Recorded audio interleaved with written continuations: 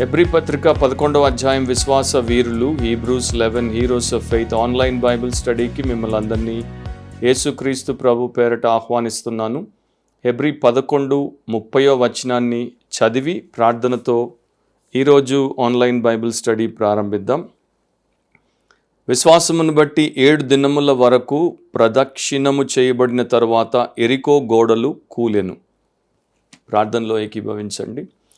ప్రేమ స్వరూపుడవు, అతి శ్రేష్ఠుడవు, సర్వోన్నతుడవు, సర్వాధికారివైన దేవా, మరొకసారి మేము మీ వాక్యమును ధ్యానించుటకు మీరు మాకు ఇచ్చిన ధన్యతను బట్టి, తద్వారా మేము నేర్చుకోగలిగినటువంటి సత్యములను బట్టి, విశ్వాసములో మేము విశాలపరచబడుటను బట్టి, నిన్ను గణపరిచి నీ ప్రజలకు నీ పేరట సహాయము చేయుటకు మేము సాధనములుగా వాడుకోవడానికి మీరు మాకు ఇస్తున్నటువంటి ఈ సత్యములన్నిటి కొరకు, ఈ ఆధ్యాత్మిక పాఠముల కొరకు మీకే కృతజ్ఞతలు. అండ్ ఈరోజు బైబిల్ స్టడీ లెసన్ ద్వారా మాతో మాట్లాడి మమ్మను పరిశుద్ధపరిచి పదును పెట్టి మీ కొరకు వాడుకోమని, మీరే మహిమ పొందమని యేసు పరిశుద్ధ నామమును అడిగి ప్రార్థిస్తున్నాం తండ్రి, ఆమెన్. హెబ్రీ 11:30లో ఒకే ఒక వచనం, కాకపోతే దాంట్లో ఇశ్రాయేలు చరిత్రలో జరిగినటువంటి ఒక చాలా శక్తివంతమైన లేకపోతే ఘనమైనటువంటి విజయాన్ని గురించి దేవుడి యొక్క వాక్యము మనకు సెలవిస్తోంది. విశ్వాస వీరులు, వారి యొక్క జీవితాలు, వారి యొక్క సాక్ష్యాలు, విశ్వాసమును బట్టి ప్రభు కొరకు వారు చేసినటువంటి కార్యాలు చరిత్రలో నిలిచిపోయాయి. తద్వారా వారి కాలంలో ఉన్నటువంటి వారి యొక్క సమకాలికులకు అవి దీవెనకరంగా మారడమే కాకుండా, మేలు కలిగించడమే కాకుండా, వారి తర్వాత వచ్చినటువంటి తరతరాలకు కూడా ఎవరైతే దేవుడి యందు విశ్వాసము కలిగి బ్రతికారో, దేవుణ్ణి వెంబడించుటకు ముందుకొచ్చారో అలాంటి వారందరికీ కూడా చాలా గొప్పగా ఉపయోగపడ్డాయి. 2000 సంవత్సరాల క్రైస్తవ సంఘ చరిత్రలో ఎంతోమందిని పురికొల్పినటువంటి విశ్వాస వీరులు వీరు, ఎంతోమందికి వెన్ను తట్టి వారిని విజయాల వంక నడిపించినటువంటి విశ్వాస వీరులు వీరు. సో ఆ క్రమంలో హెబ్రీ 11లో ఉన్నటువంటి విశ్వాస వీరులను మనము చూస్తూ వారి జీవితాల్లో కొన్ని మూల విషయాలు లేకపోతే ముఖ్యమైనటువంటి పాఠములను నేర్చుకుంటున్నాం. ఈ 30వ వచనంలో యెహోషువ యొక్క విశ్వాసం, అతన్ని వెంబడించినటువంటి ఇశ్రాయేలీయుల యొక్క విశ్వాసం గురించి క్లుప్తంగా వాక్యంలో రాయబడింది. 29 వరకు మనం చూస్తే మోషే గురించి హెబ్రీ గ్రంథకర్త చాలా విషయాలు తెలియజేశాడు. అక్కడ ఎర్ర సముద్రాన్ని వారు దాటిన తర్వాత వెంటనే ఆయనక స్పేస్ని కానీ టైంని కానీ వృధా చేయకుండా దైవ ప్రేరేపితమై రాశాడు గనుక ఎర్ర సముద్రం తర్వాత యోర్దానుకు అవతల ఉన్నటువంటి ఎరికో విజయాన్ని గురించి ఆయన రాశాడు. దేవుడు నిర్ణయిస్తాడు ఎన్ని మనకు వాక్యంలో రాయబడాలి, ఏ రకంగా రాయబడాలి. అలాగే ఇది కూడా జరిగింది. అయితే మోషేకి యెహోషువకి మధ్యలో 40 సంవత్సరాల కాలము అరణ్యములో ఇశ్రాయేలు ప్రజలు తిరిగినటువంటి వివరాలు కానీ, అక్కడ ఉన్నటువంటి వ్యక్తులను గురించి కానీ పెద్దగా ఇక్కడ ఏమీ మనకు తెలుపబడట్లేదు. దానికి ఒక కారణం హెబ్రీ 3వ అధ్యాయం 4వ అధ్యాయాన్ని మీ తర్వాత చదువుకుంటే వారి యొక్క అవిశ్వాసం.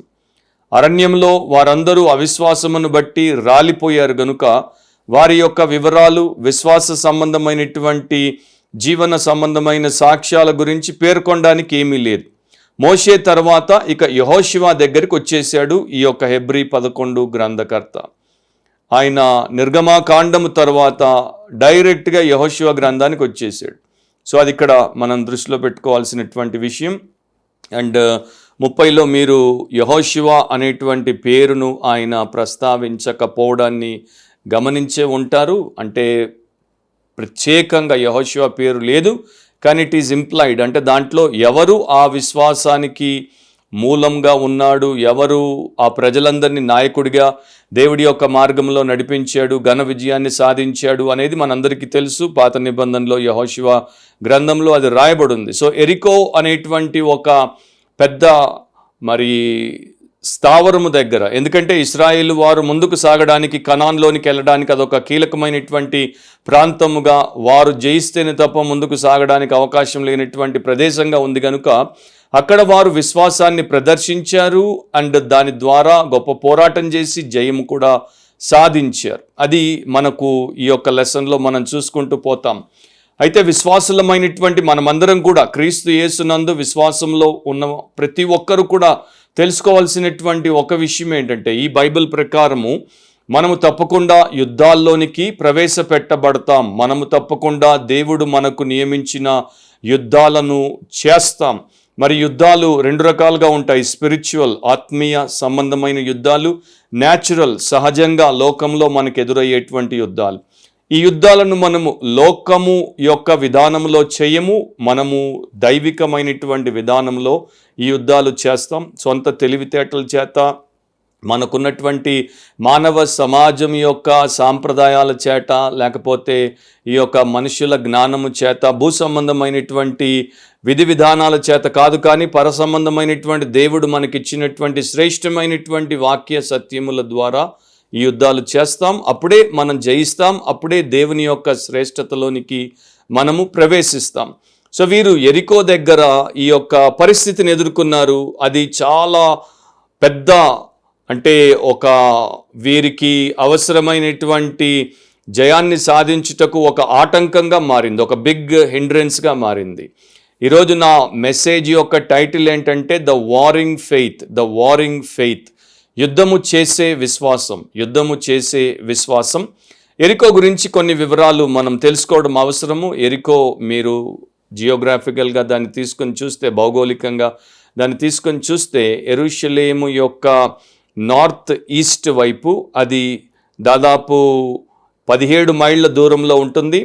కనానుకి ఇది ఈస్టర్న్ ఎంట్రన్స్ అన్నమాట. ఇశ్రాయేలీలు దేవుడు వాగ్దానం చేసినటువంటి పాలు తేనెలు కారేటువంటి వాగ్దాన భూమిలో కనాన్లోనికి కాలు పెట్టాలంటే దీని ద్వారా వారు వెళ్ళాలి.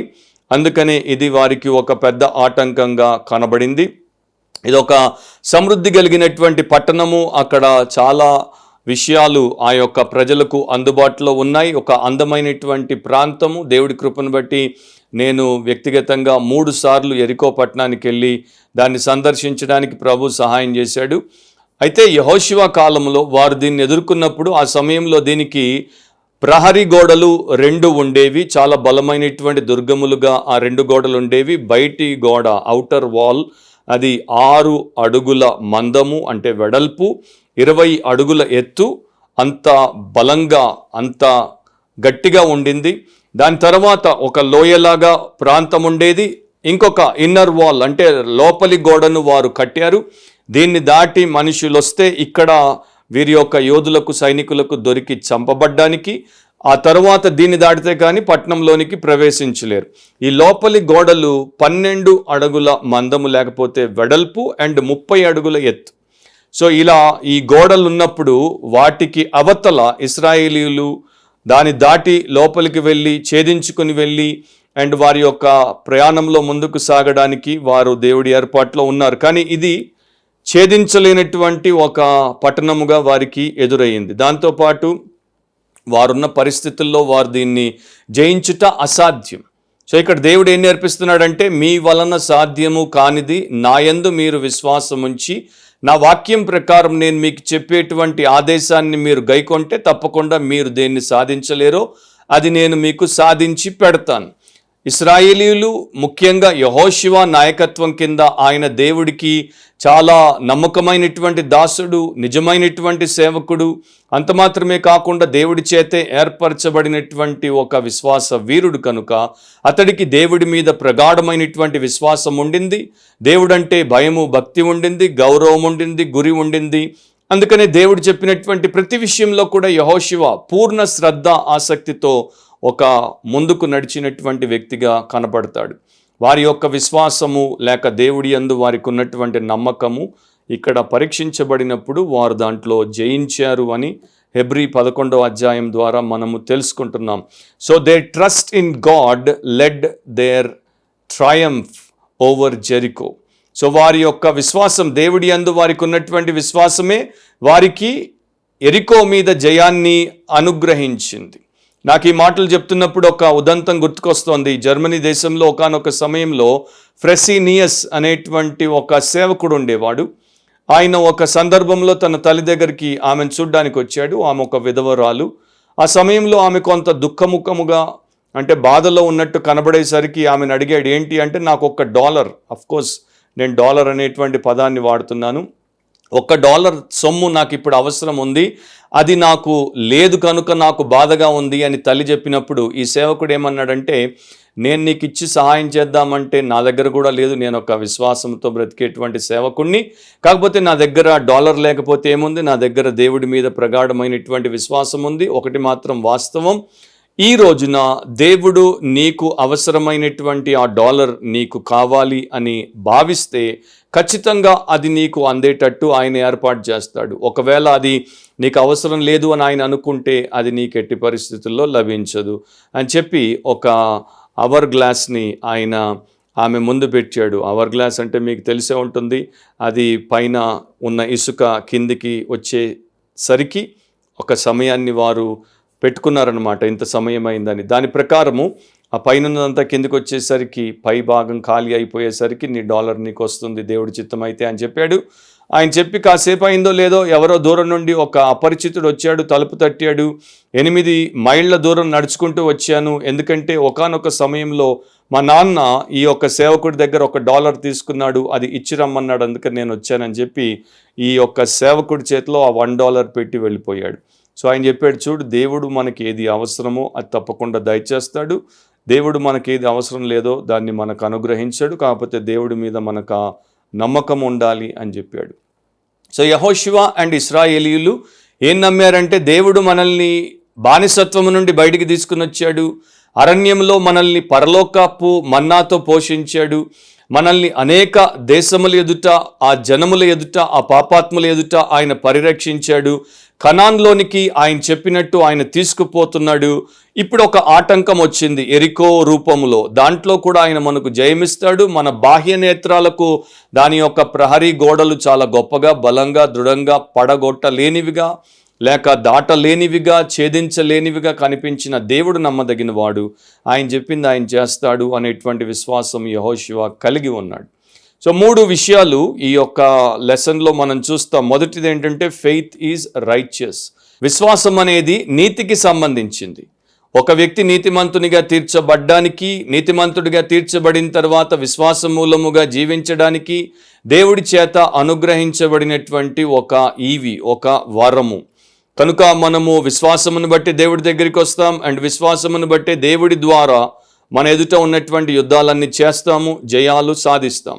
దేవుడే మనకు విశ్వాసాన్ని ఇచ్చి దాన్ని బలపరుస్తాడు, అండ్ ఆ విశ్వాసములో మనం ఎంత బలంగా ఉంటే అన్ని గొప్ప జయాలు దేవుడే మనకు అనుగ్రహిస్తాడు. మన శరీరము ద్వారా మనం లోకములో పోరాటాలు చేసినప్పుడు జయాలు సాధించలేం, ఎందుకంటే శరీరానికి ఓటమి తప్ప జయము తెలియదు. దేవుడు ఆత్మీయుల్నిగా మనకెందుకు ఇచ్చాడు ఈ యొక్క గొప్ప ధన్యత అంటే, ఆత్మ సంబంధమైనటువంటి వారముగానే మనము ఆత్మీయ యుద్ధాల్లో అండ్ శరీర సంబంధమైన యుద్ధాల్లో జయాలు సాధిస్తాం. ఇశ్రాయేలీయులకు దేవుడిచ్చినటువంటి వాగ్దానమే వారి యొక్క నీతికి అండ్ వారు ముందుకు సాగడానికి ఆధారముగా మారింది. ఈ స్టోరీ అంతా కూడా ఇక్కడ మనకు రాయబడినటువంటి ఆ ఒక్క వచనంలో ఉన్నటువంటి వివరాలన్నీ కూడా మీరు తర్వాత నింపాదిగా యెహోషువ 5వ అధ్యాయం 13వ వచనం నుండి యెహోషువ 6వ అధ్యాయం 21వ వచనం వరకు చదువుకోండి. అక్కడ అనేక విషయాలు మీరు తెలుసుకుంటారు. నేను అవసరమైనటువంటి వచనాలు మాత్రమే చదువుతాను, ఎందుకంటే మన లెసన్లో మనము వాటి యొక్క ఫుల్నెస్లో చూడం. మనకు హెబ్రీ 11:30కి అవసరమైనటువంటి వివరాలు మాత్రమే చూస్తాం.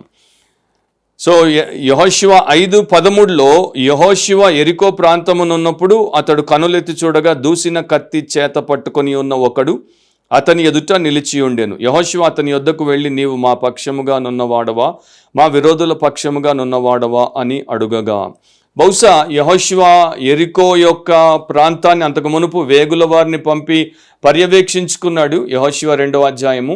కానీ ఇక్కడ వ్యక్తిగతంగా బహుశా రాత్రి సమయంలో ఆయన దేవుడికి ప్రార్థన చేస్తూ, ఆయన ఒక మిలిటరీ స్ట్రాటజిస్ట్ అంటే యోధుడు గనుక, యుద్ధానికి ప్రణాళిక రచించేటువంటి వాడి గనుక అక్కడికి వచ్చి దాని యొక్క పరిస్థితి ఏంటి, దాన్ని ఏ రకంగా పట్టుకోగలం, దాన్ని ఏ రకంగా జయించగలం అనేటువంటి విషయాల సేకరణ కొరకు ఆయన అక్కడ ఉన్నాడేమో, ప్రార్థన చేస్తున్నాడేమో, మనకి తెలియదు. ఆ సందర్భంలో కత్తి దూసి చేత పట్టుకొని ఉన్నటువంటి ఒక గొప్ప వ్యక్తిని అతడు చూశాడు. చూడగానే ఆయన ఒక మాట అడిగాడు, నీవు మా పక్షమున నున్నవాడవా లేక విరోధుల పక్షమున నున్నవాడవా? 14లో అతడు, కాదు, యెహోవా సేనాధిపతిగా నేను వచ్చి ఉన్నాను నేను. సో ఆయన ఎవరో చెప్పాడు, నేను యెహోవా సేనాధిపతిని, I'm the angel of the lord, నేను యెహోవా యొక్క దూతను అని చెప్పగానే యెహోషువ ఇక్కడ 2 పనులు చేశాడు. ఆ 2 పనులను బట్టి దీనిని బైబిల్ పండితులు అందరూ కూడా ఏమి అని తీసుకున్నారంటే థియోఫనీ అని అన్నారు. థియోఫనీ అంటే manifestation of God in a sensible form. మనిషి గ్రహించి వివేచించి తెలుసుకోగలిగిన రూపంలో దేవుడు ప్రత్యక్షం అవుట, అంటే ఒక నరుని రూపంలో దేవుడు ప్రత్యక్షం అవుట. ఇది మన ప్రభు అయిన యేసుక్రీస్తు ఆ సమయంలో ఒక మానవ రూపములో యెహోషువకు తన ప్రత్యక్షతనిచ్చాడు, దర్శనాన్ని ఇచ్చాడు అని అందరూ నమ్ముతారు. అండ్ వాక్యం ప్రకారము అది అక్కడ మనకు కనబడేటువంటి ఒక వాస్తవ విషయం.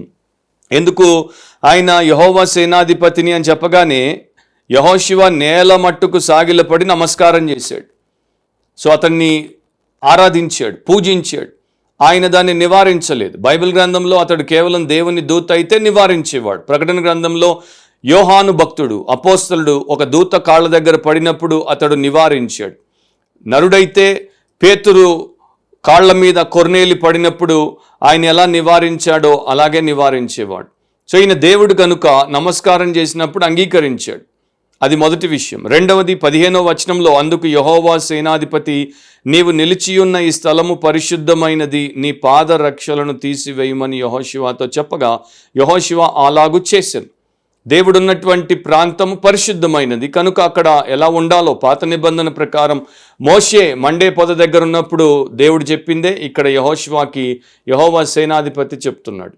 సో దేవుడున్నాడు అనేది దాన్ని బట్టి కూడా మనం తెలుసుకుంటాం. అండ్ ఇక 6వ అధ్యాయంలోనికి వస్తే అక్కడ ఇదే సంభాషణ కంటిన్యూ అవుతుంది. అక్కడ కాకపోతే మనకేమని ఉంటుంది, అప్పుడు యెహోవా యెహోషువతో ఇట్లనెను అని ఉంటుంది. సో దాన్ని బట్టి దేవుడే అతనితో మాట్లాడుతున్నాడు అన్నదానికి మనకు చాలా స్పష్టమైనటువంటి ఆధారాలు ఇక్కడ కనబడుతున్నాయి.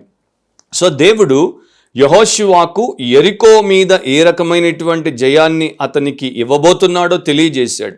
కాకపోతే ఏ రకంగా గోడల్ని పడగొడతాడు, ఎలా వారు ముందుకు వెళ్తారు అన్నది ఆయన ఇక్కడ పూర్ణ వివరాలు చెప్పలేదు. వారు ఏం చేయాలో చెప్పాడు. ఇక్కడ మనం గ్రహించాల్సినటువంటి విషయం ఏంటంటే దేవుడు మన విజయాలను ప్లాన్ చేస్తాడు. అంటే మనకి ఇవ్వాల్సినటువంటి జయములను దేవుడు ప్లాన్ చేస్తాడు. ఆయన ఆలోచన మనకు చెప్తాడు, ఆదేశాన్ని ఇస్తాడు. దాన్ని మనం అమలు చేస్తే మనకు జయం. దాని ప్రకారం కాకుండా మన స్వంత కవిత్వం మనం చేస్తే, అంటే స్వంతంగా మనం పోరాడే ప్రయత్నం చేస్తే మనకు ఖచ్చితంగా అపజయం.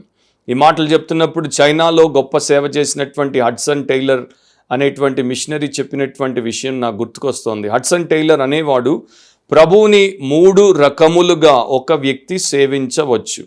మొదటిది, అతనికి ఉన్నటువంటి మంచి శ్రేష్టమైనటువంటి పథకాలు వేసుకొని వాటి ప్రకారం పనిచేసి జయాన్ని సాధిస్తాను అని అనుకోవడం. రెండవది, అతనికి ఉన్నటువంటి శ్రేష్టమైనటువంటి పథకాలు అతని యొక్క వివేకంతో అతను తయారు చేసుకొని దేవుడి ముందు వాటిని పెట్టి వీటిని దీవించమని కోరుకోవడం. మూడవది, అతడు దేవుడి దగ్గరికే వచ్చి దేవుడిని సంప్రదించి, దేవా నీ యొక్క సేవ నీ విధానంలో నేను చేయడానికి నీ ఆలోచన నీ ఆదేశం నాకు ఇవ్వవా, అండ్ నేను దాన్ని చేసినప్పుడు దాన్ని దీవించవా అని అంటే దేవుడు దాన్ని చేసేటువంటి విధానం. అండ్ ఇక్కడ యెహోషువకి దేవుడే ఏం చెయ్యాలో చెప్పి దేవుడే ఆ జయాన్ని ఎలా అనుగ్రహిస్తాడో దాని గురించి మాటిచ్చాడు గనుక దాని ప్రకారము ఈ యొక్క జయాన్ని యెహోషువ ఇశ్రాయేలు ప్రజలు పొందుకున్నారు. ఇప్పుడు 6వ అధ్యాయంలో మొదటి 7 వచనాలు మాత్రం నేను చదువుతాను, జాగ్రత్తగా మీరు గమనించండి. ఆ కాలమున ఇశ్రాయేలీయుల భయము చేత ఎవడును వెలుపలికి పోకుండాను లోపలికి రాకుండాను యెరికో పట్టణము ద్వారము గట్టిగా మూసివేయబడును. అప్పుడు యెహోవా యెహోషువతో ఇట్లనెను, చూడుము, నేను యెరికోను దాని రాజును పరాక్రమము గల శూరులను నీ చేతికి అప్పగించుచున్నాను. మీరందరూ యుద్ధ సన్నద్ధులై పట్టణమును ఆవరించి ఒక్క మారు దాని చుట్టూ తిరగవలెను. అలాగూ 6 దినములు చేయుచు రావలెను. 7 యాజకులు పొటేలు కొమ్ము బూరలను పట్టుకొని ముందుగా నడవవలెను. 7వ దినమున మీరు 7 మార్లు పట్టణము చుట్టూ తిరుగుచుండగా ఆ యాజకులు బూరలు నూదవలెను. మానక ఆ కొమ్ములతో వారు ధ్వని చేయుచుండగా మీరు బూరల ధ్వని వినునప్పుడు జనులందరూ ఆర్భాటముగా కేకలు వేయవలెను. అప్పుడు ఆ పట్టణ ప్రాకారము కూలును గనుక జనులు తమ ఎదుటికి చక్కగా ఎక్కెదరు అనెను. నూను కుమారుడినైన యెహోషువ యాజకులను పిలిపించి, మీరు నిబంధన మందసమును ఎత్తుకొని మోయుడి. 7 యాజకులు యెహోవా మందసమునకు ముందుగా పొట్టేలు కొమ్ము బూరలను 7 పట్టుకొని నడువవలెనని వారితో చెప్పాను. మరియు అతడు, మీరు సాగి పట్టణమును చుట్టుకొనుడనియు యోధులు యెహోవా మందసమునకు ముందుగా నడవవలననియు ప్రజలతో చెప్పాను. సో చాలా క్లియర్గా దేవుడు యెహోషువకి స్టెప్ బై స్టెప్ ఇన్స్ట్రక్షన్ని, ఆదేశాన్ని ఇచ్చాడు, లేకపోతే ఉపదేశము చేశాడు. ఆ గోడలు ఎలా పడతాయో, ఆయన ఎలా వాటిని పడగొడతాడో చెప్పలేదు. కానీ రోజుకొకసారి 7 యాజకులు ఆ యొక్క గోడల చుట్టూ యోధులతో పాటు ప్రజలతో పాటు తిరిగినప్పుడు దేవుడు 7వ దినమున 7వసారి వారు తిరిగి బూరలు ఊదినప్పుడు ప్రజలందరూ ఆర్భాటంగా కేకలేసినప్పుడు అవి కూల్తాయి అన్నాడు. అలాగే దేవుడు దాన్ని చేసి చూపిస్తాడు. కాకపోతే ఆయన యొక్క మెకానిజం, అంటే ఈ యొక్క వాల్ డిస్ట్రక్షన్ మెకానిజం, అది ఆయన చెప్పలేదు. ప్రతిసారి దేవుడు మనకు ప్రతి వివరాన్ని ఇవ్వాల్సిన అవసరం లేదు, ఇవ్వడు కూడా. మీరు ఇది చేయండి, అది జరుగుతుంది అంటాడు. అది ఎలా జరుగుతుంది ఆయన చూసుకుంటాడు, మనకు అనవసరం. కొన్నిసార్లు చెప్తాడు అండ్ కొన్నిసార్లు ఆయన చెప్పడు. బట్ ఇక్కడ యెహోషువ ఏం చేశాడు? దేవుడిని నమ్మాడు, దేవుడి మాటను నమ్మాడు కనుక దేవుడి యొక్క విధానానికి తన్ను విధేయతతో అప్పగించేసుకున్నాడు. అతడు ఒక మిలిటరీ స్ట్రాటజిస్ట్గా ఆలోచించుంటే అది వింతగా అనిపించేది, కానీ అతడు ఒక విశ్వాసిగా ఆలోచించాడు. సో ఒక వ్యక్తి క్రీస్తునందు విశ్వాసిగా మారిన తర్వాత విశ్వాసిగా ఆలోచించాలి, వాక్యానుసారంగా ఆలోచించాలి. కానీ అతడు ఒక ఇంజనీర్ అయితే దేవుడు అతన్ని ఒకటి చేయమంటే ఒక ఇంజనీరింగ్ విద్య అనుభవము లేకపోతే ఆ యొక్క నాలెడ్జ్ని బట్టి అతడు ఆలోచించకూడదు, దైవికంగానే ఆలోచించాలి. డాక్టర్ అయితే నేను డాక్టర్ని కదా, నాకు తెలియంది ఏముందని డాక్టర్ యొక్క నాలెడ్జ్ని బట్టి ఆలోచించకూడదు. ప్రధానంగా నేను ఒక బిలీవర్ని, తర్వాతే డాక్టర్ని అని బిలీవర్గా ఆలోచించి ఆ తర్వాత డాక్టర్గా దేవుడు అతనికి ఇచ్చినటువంటి ప్రొఫెషనల్ స్కిల్, ఎక్స్పర్టీస్ని దేవుడి మహిమ కోసం వాడొచ్చు. బైబిల్లో ఒక మాట రాయబడి ఉంది, 1 కొరింథీ 1:27 నుండి మీరు చూస్తే దేవుడి యొక్క విధానం ఏంటో అక్కడ తెలుపబడింది. 1 Corinthians 1:27 ఆన్వర్డ్స్. ఏ శరీరియు దేవుని ఎదుట అతిశయింపకుండునట్లు జ్ఞానులను సిగ్గుపరచుటకు లోకములో నుండి వెర్రివారిని దేవుడు ఏర్పరచుకొని ఉన్నాడు. బలవంతులైన వారిని సిగ్గుపరచుటకు లోకములో బలహీనులైన వారిని దేవుడు ఏర్పరచుకొని ఉన్నాడు. ఎన్నికైన వారిని వ్యర్థము చేయుటకు లోకంలో నీచులైన వారిని, తృణీకరింపబడిన వారిని, ఎన్నిక లేని వారిని దేవుడు ఏర్పరచుకొని ఉన్నాడు. సో దేవుడు ఎలాంటి వారిని ఏర్పరచుకుంటాడు? లోకం ఏర్పరచుకున్నటువంటి వారిని కాదు, లోకము విసిరివేసేటువంటి, లోకము తృణీకరించేటువంటి వారిని దేవుడు ఏర్పరచుకుంటాడు. ఎందుకంటే అక్కడ ఆ శక్తి, ఆ సామర్థ్యము, ఆ జ్ఞానము అంతా కూడా దైవ సంబంధితమైన దేవుంది అని లోకం తెలుసుకోవడానికి. అండ్ ఏ మనిషి కూడా, ఏ శరీరం కూడా దేవుని ఎదుట అతిశయించకుండానట్లు కార్యమంతా దేవుడే చేస్తాడు. కనుక మహిమంతా దేవుడికే చెల్లునట్లు ఆయన ఆ పని చేస్తాడు. అందుకోసమే వీరికి ఈ యొక్క విచిత్రమైనటువంటి యుద్ధ విధానాన్ని దేవుడు చెప్పాడు. ఎవరు కూడా యుద్ధం చేయడానికి వచ్చినప్పుడు కత్తులు, కటారాలు, యుద్ధాయుధాలు వాడకుండా బూరలు పట్టుకొని తిరిగి క్వాయట్గా తిరిగి 7వ రోజున ఈ రకంగా దేవుడు చెప్పినట్టు బూరలు దేసి కేకలేసేసి గోడలు పడగొట్టేసి జయం సాధించాము అని లోకంలో ఏ ఒక్క మిలిటరీ ఆర్మీ లేకపోతే మిలిటరీ కమాండర్ ఆలోచించాడు. కానీ దేవుడు అట్లా ఆలోచించి ఆ రకంగా వారికి చెప్పాడు. అండ్ ఈ గోడల గురించి మనం విన్నాం. బలమైనటువంటి 2 గోడలు దానికి పకడ్బందీగా పరిరక్షణ ఇస్తున్నాయి. దాంతోపాటు మధ్య మధ్యలో ఈ బురుజులు ఉంటాయి, అంటే స్ట్రాంగ్ టవర్స్ ఉంటాయి. దాంతోపాటు గేట్లు అంటే ద్వారాలు ఉంటాయి. దాంతోపాటు సైన్యము మోహరించుంటుంది. వారి దగ్గర ఆయుధాలు ఉన్నాయి. వారు రకరకాలుగా వీరిని దెబ్బతీసేటువంటి పరిస్థితిలో ఉన్నారు. అయినా కూడా దేవుడు వారికి ఇచ్చినటువంటి విధానాన్ని వారు గైకొనాలి. రెండవది, వారి దగ్గర యుద్ధ సామాగ్రి లేదు. ఇశ్రాయేలీయులు 40 ఏళ్ళ అరణ్యంలో తిరిగారు, వారికి యుద్ధం చేయడం రాదు. అండ్ ఇప్పుడు లోపలికి వచ్చేటువంటిది కొత్త తరం కనుక వీరందరూ 20 ఏళ్ళు పైబడినటువంటి వారు, వీరికి యుద్ధ అనుభవం లేదు. వీరి దగ్గర బాణాలు లేవు, వీరి దగ్గర విల్లులు లేవు, వీరి దగ్గర ఖడ్గాలు లేవు, ఈటలు లేవు, వీరి దగ్గర మరి పడగొట్టడానికి కావలసినటువంటి సామాగ్రి లేదు. గోడల మీదికి వేసి స్కేలింగ్ ల్యాడర్స్ అంటారంటే పైకి ఎక్కడానికి అవసరమైనటువంటి నిచ్చెనలు లేవు, ఏమీ లేవు వీళ్ళ దగ్గర. సో వీళ్ళకి చాలా పెద్ద డిసడ్వాంటేజ్. దాంతోపాటు ఎరికోని మనం ఇప్పుడు చదివాం, చాలా టైట్గా మూసేశారు. అంటే ఎంత టైట్గా, ఎరికోలో ఉన్నటువంటి వారు బయటికి రాకుండా, బయట ఉన్నవారు లోపలికి వెళ్లకుండా దాన్ని పూర్తిగా రాజు టైటన్ చేసేసాడు. చీమ కూడా బయటికి రాదంటారు చూడండి, అట్లా చేశాడు. అండ్ వారికి భయం లేదు. వారి యొక్క ఎరికోలో సమృద్ధి గల ఆహారం ఉంది. ఆర్కియాలజిస్టులు ఇశ్రాయేలు ఈ గోడల్ని పడగొట్టినటువంటి సందర్భంలో ఎరికోలో ఎంత ఆహారం ఉండింది అనేది వారు కనుగొన్నప్పుడు సమృద్ధిగా ఉండింది అని వారు తెలుసుకున్నారు. దాంతోపాటు ఎరికో దగ్గర నీటి ఊట ఉండింది కనుక నీటికి కూడా వారికి ఏమీ తక్కువ లేదు. అంటే వారి బయట వీరు మాటు వేసి కూర్చుని కొన్ని దినాలు వారాలు కూర్చున్న లోపల ఉన్న వారికి ఏం తేడా పడదు. ఆహారం ఉంది, నీరుంది, ఇక సమస్య లేదు. అయితే సమస్య అంతా కూడా ఇశ్రాయేల్ వైపు ఉంది. వారు వీరిని దాటడం అనేది అంత సులువైనటువంటి విషయం కాదు. సో దేవుడు ఏం చేశాడంటే యెహోషువ అండ్ అతనితో ఉన్నటువంటి యోధులు ప్లాన్ వేయకుండా ఆయనే ప్లాన్ ఇచ్చేశాడు. దీని సంగతి అంతా ఆయనకి తెలుసు కనుక ఎరికోని ఏ రకంగా జయించాలో దేవుడు ఒక్కడే జయించగలడు కనుక ప్లాన్ని యెహోషువకి ఇచ్చాడు. అండ్ యెహోషువతో చెప్పింది ఏంటంటే జస్ట్ ఫాలో, నా మాట విను, ఆజ్ఞ గైకొను, జయం నీకు నేను ఇస్తాను.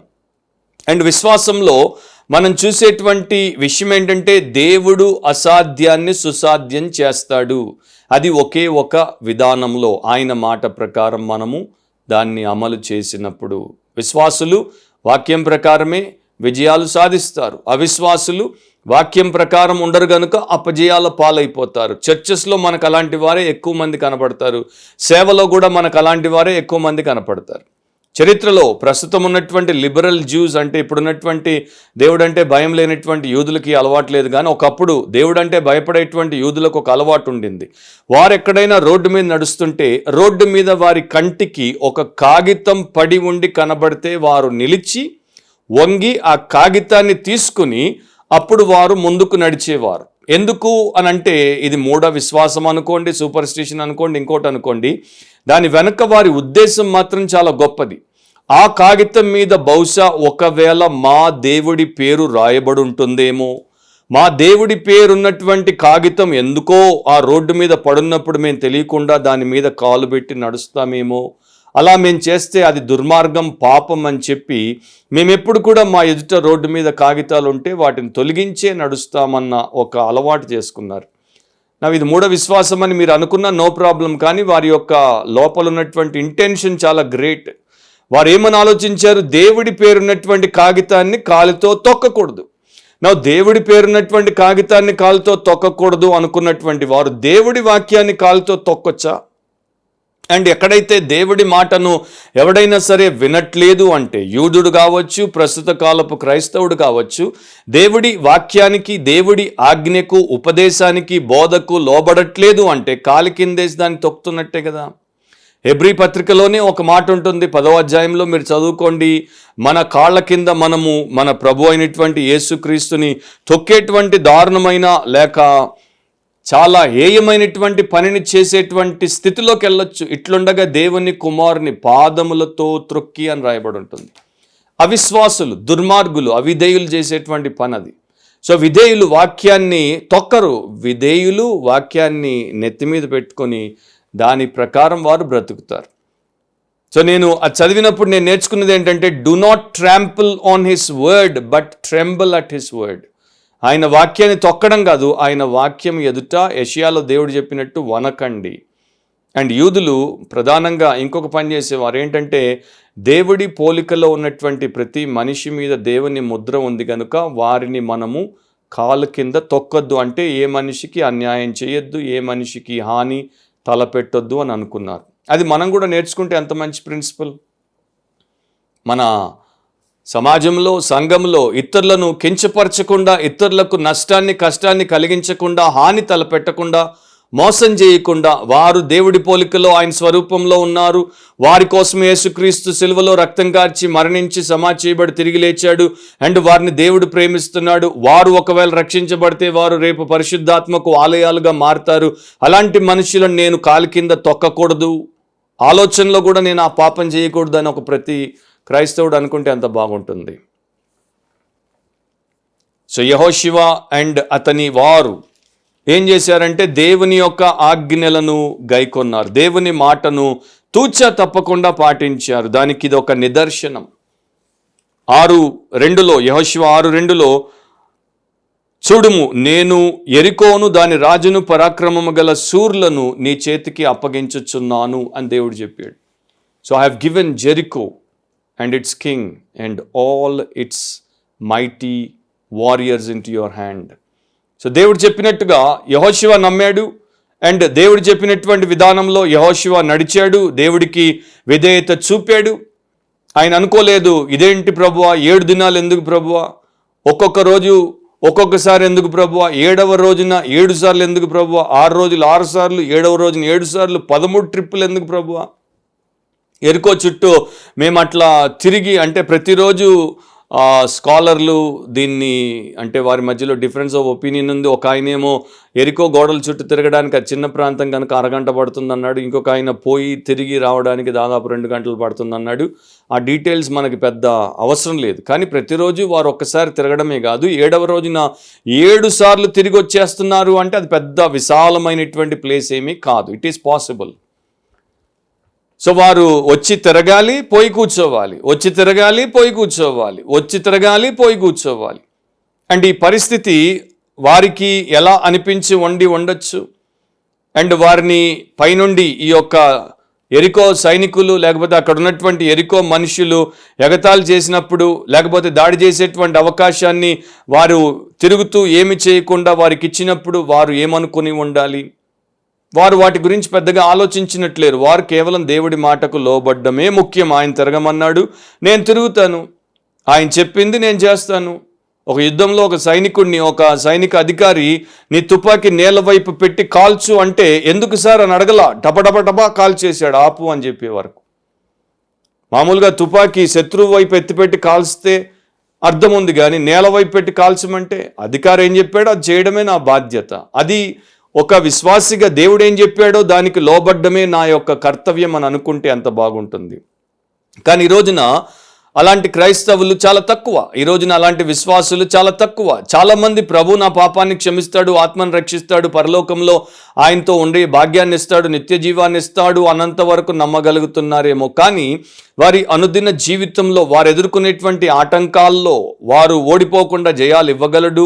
అండ్ దేవుణ్ణి వారు మహిమపరిచేటువంటి రీతిలో వారిని దేవుడు జీవింపగలడు. వాక్యంలో ఏదైతే రాశాడో దాన్ని వారి జీవిత అనుభవాల్లో యథార్థంగా మార్చగలడు. అంత సర్వశక్తుడు, అంత సర్వజ్ఞాని, అంత సామర్థ్యం గలవాడు అనేటువంటి విశ్వాసాన్ని మాత్రం కలిగి ఉండట్లేదు.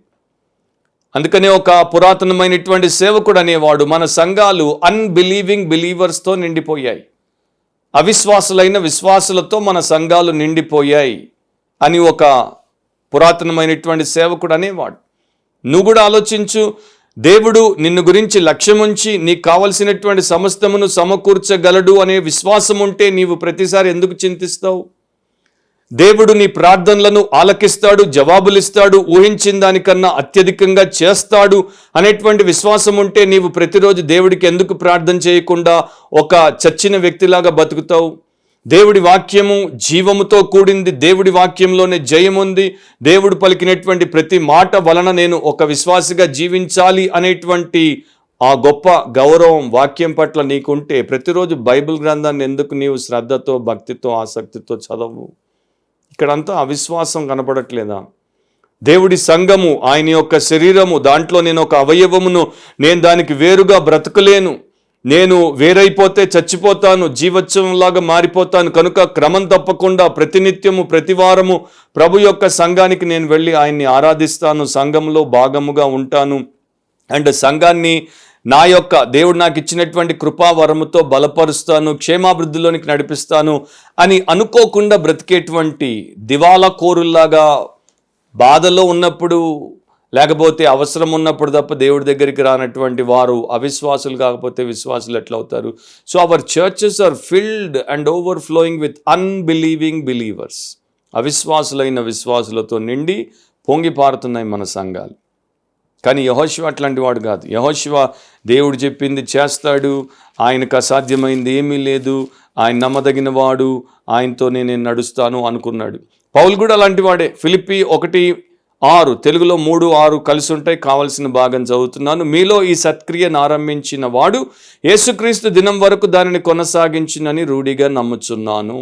యెహోషువ కూడా అదే పని చేశాడు.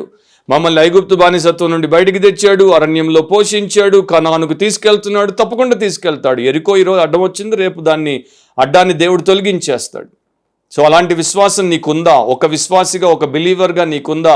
ఓల్డ్ టెస్టమెంట్ బిలీవర్సే ఇంత ఫెయిత్, ఇంత విశ్వాసాన్ని చూపించగలిగితే న్యూ టెస్టమెంట్, న్యూ కవెనెంట్ బిలీవర్గా నీ విశ్వాసం ఇంకా ఏ స్థాయిలో ఉండాలి? కానీ ఈ రోజున ఆ సేవకుడు చెప్పినట్టు వీరికి ఉన్న దాంట్లో 10% కూడా ప్రస్తుతం ఉన్నటువంటి అవిశ్వాసులైన విశ్వాసులకు విశ్వాసం లేకపోవడం ఎంత దారుణం. అదే వారికి పట్టిన దరిద్రం. సో దేవుడు అన్నాడు అనుకో, ఒక వ్యసనం మీద నీకు జయమిస్తాను, ఒక విషయం మీద నీకు జయమిస్తాను, ఒక వ్యాపకం మీద నీకు జయమిస్తాను, ఒక వ్యవహారం మీద నీకు జయమిస్తాను. తప్పకుండా ఇస్తాడు. నమ్మితే అది నీవు చూస్తావు, నమ్మకపోతే దాన్ని నీవు చూడవు.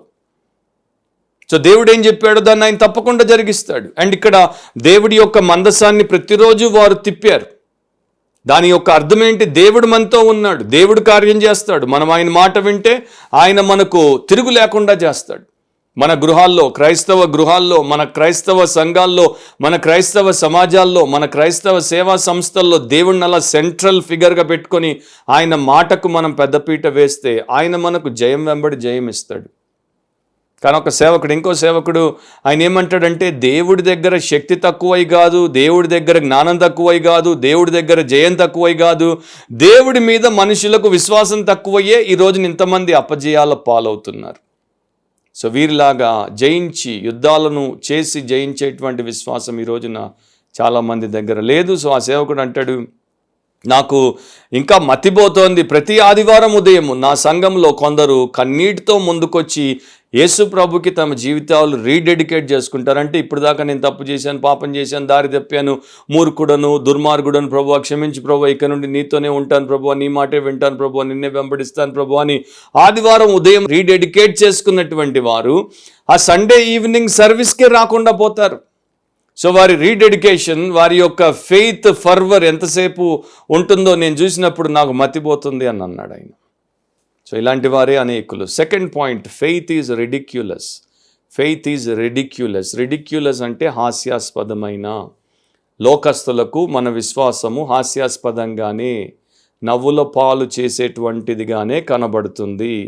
ఇక్కడ ఇవ్వబడినటువంటి ఆదేశాలు మనం చూసాం కదా, దేవుడు ఏ విధానంలో ఎరుకో చుట్టూ తిరగమన్నాడో 7 రోజులు. సో అవి ఒక మామూలు పిల్లవాడికి, 5వ తరగతి 7వ తరగతి పిల్లవాడికి చెప్పినా వాడు ఫస్ట్ నవ్వుతాడు. ఎందుకంటే అట్లా ఎట్లా యుద్ధం చేస్తారు, అదేం బ్యాటిల్ అంటాడు. అంటే కామన్ సెన్స్కి, హ్యూమన్ రీజన్కి, మామూలుగా మనిషికి ఉన్నటువంటి వివేకానికి, తెలివికి, తేటకు ఇది విచిత్రంగా, విడ్డూరంగా నవ్వుకునేటువంటి, ఎగతాళి చేసేటువంటి, హాస్యాస్పదమైనటువంటి విషయంగా అనిపిస్తుంది. అండ్ ఆ రోజే కాదు, ఈ రోజున కూడా దీన్ని చదివినటువంటి వారికి చాలామందికి అనిపించింది.